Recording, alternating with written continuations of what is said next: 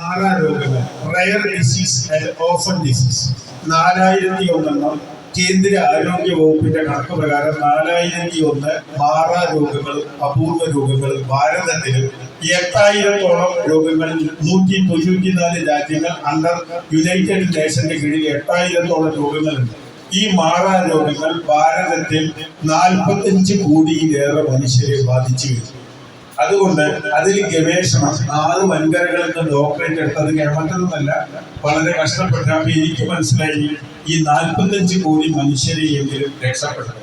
45 കോടിയിൽ 35 കോടിയും മാനസിക രോഗികളും 15 കോടിയോളം മാറാ രോഗികളും ഭാരതത്തിൽ 145 കോടി മനുഷ്യരിടയിലുണ്ട്. അവർ ജീവശവങ്ങളായി ചത്തതിനൊക്കെ ജീവിച്ചിരിക്കുന്നു. Living death. മാനസിക രോഗം പിടിച്ച ലിവിങ് ഡെത്ത് എല്ലാവരും ഒറ്റപ്പെട്ടു.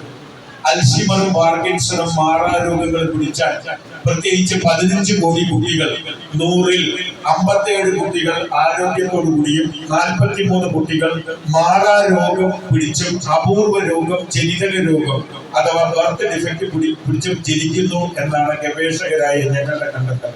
എത്ര അപകടമാണ്! 100-ൽ ഈ കുട്ടികളുടെ ജീവിതം ജീവശവത്തിന്. ആ കുട്ടിയുടെ ഉമ്മ, പാപ്പ അല്ലെങ്കിൽ പേരൻസ്, ബന്ധുക്കൾ, സമൂഹം അപകടത്തിലായി. അപ്പോൾ എന്താണ് പ്രശ്നം? ഈ മനുഷ്യരെ രക്ഷപ്പെടുത്താൻ വേണ്ടി നടത്തിയ ഇന്റർനാഷണൽ പ്രസ്റ്റീജ് റിസർച്ച് ഇൻസ്റ്റിറ്റ്യൂട്ട് എന്ന പദവി കിട്ടി അന്താരാഷ്ട്ര അതോറിറ്റികളുടെ സമ്മതപത്രവും ലൈസൻസിലൂടെ പ്രവർത്തിക്കുന്ന ഇന്ത്യയിൽ 5 സ്ഥാപനങ്ങളോളം മാത്രമേ അന്താരാഷ്ട്ര പ്രസ്റ്റീജ് ഇൻസ്റ്റിറ്റ്യൂട്ട് എന്ന പദവിയുള്ളൂ. ബാക്കിയുള്ളത് സംസ്ഥാന ലൈസൻസ്, പഞ്ചായത്ത് ലൈസൻസ്, പ്രാദേശിക നമ്മുടെ യൂണിവേഴ്സിറ്റി, പിന്നെ നമ്മുടെ നിംഹാൻസ്, ആൾ ഇന്ത്യ ഇൻസ്റ്റിറ്റ്യൂട്ട്, ജിപ്മർ എന്നിവ നാഷണൽ ഇമ്പോർട്ടൻസ് അഥവാ ദേശീയ പ്രാധാന്യമുള്ളത് ഞങ്ങളുടെ അന്താരാഷ്ട്ര പ്രസ്റ്റീജ്. പക്ഷേ ഈ മംഗലാകുന്നം ഇതൊരു കുഗ്രാമമായതുകൊണ്ട് മുറ്റത്തെ മുല്ലയ്ക്ക് മണമില്ലെന്ന് പറഞ്ഞ പോലെ ഇത് പ്രശസ്തിയാവാൻ ഇനിയും കാലങ്ങളുണ്ട്. കാരണം ഞാൻ ജനിച്ചത് കുഗ്രാമത്തില്, ഈ സ്ഥാപനം കുഗ്രാമത്തിൽ. അതേസമയത്ത് ബാംഗ്ലൂരു, ഡൽഹിയോ, കൽക്കത്തയൊക്കെ ആണെങ്കിൽ വളരെ പ്രശസ്തിയിലേക്ക് പോയിരുന്നു.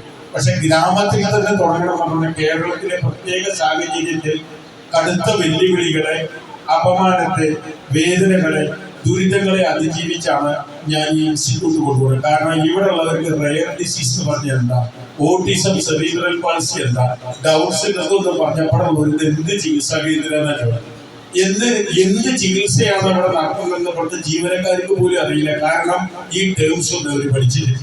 ഇവിടെ ചികിത്സിക്കുന്നത് ഓർത്തോ മോളിക്കുലർ മെഡിസിൻ കാനഡ, അതുപോലെ alternative medicine China, Germany, Tibet, Sri Lanka, Singapore തുടങ്ങിയ കാനഡ തുടങ്ങിയ വിദേശ രാജ്യങ്ങളിലുള്ള ചികിത്സാ രീതികളാണ് ഇവിടെ അപ്ലൈ ചെയ്യുന്നത്. അതുകൊണ്ട് ഇത് പലർക്കും ഉൾക്കൊള്ളാൻ ഇതുവരെ പറ്റിയിട്ടില്ല. കാരണം പാരാസെറ്റമോളും അനസിനും ആസ്പ്രവും അലോപ്പതിയും ആയുർവേദം മാത്രം കണ്ട് ശീലിച്ച മലയാളികളോട് വിദേശ ചികിത്സ പറയുമ്പോൾ എന്തോ ഒരു കുതന്ത്രമാണ്. അതുകൊണ്ട് ആ റേഞ്ചിലേക്ക് ഓരോരുത്തരും എത്താനും വളരെ വെല്ലുവിളിയോടുകൂടിയാണ് ഞാൻ ഈ ഇൻസ്റ്റിറ്റ്യൂട്ട് ഇവിടെ നടത്തിക്കൊണ്ടുപോകുന്നത്. നഷ്ടങ്ങൾ മാത്രമാണ്. അതുകൊണ്ടാണ് നാട്ടുകാരുടെ സംഭാവന വാങ്ങുന്നത്.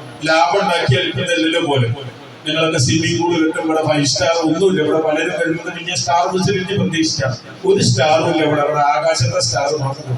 അപ്പൊ തീർച്ചയായും ഈ ഇന്ന് നിങ്ങളോട് വന്ന എല്ലാവരോടും, ഈ സ്റ്റേജിലിരിക്കുന്ന, പോഡിയത്തിലിരിക്കുന്ന വിശിഷ്ട അതിഥികളോടും നിങ്ങളോടും ഞാൻ ആദരവോടെ, നിങ്ങളെ ബഹുമാനത്തോടെ നിങ്ങളെ ഞാൻ സ്വാഗതം ചെയ്യും.